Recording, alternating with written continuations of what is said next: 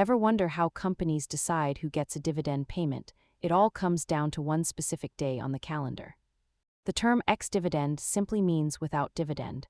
It marks the day that a stock begins trading without the value of the next dividend payment. You must be a shareholder of record by the close of business on the day before the ex-dividend date to receive your payment. There are 4 main dates involved in the process. The ex-dividend date is arguably the most important for investors to track. If you buy on or after the ex-dividend date, the previous owner gets the check, and the stock price usually adjusts downward by that amount.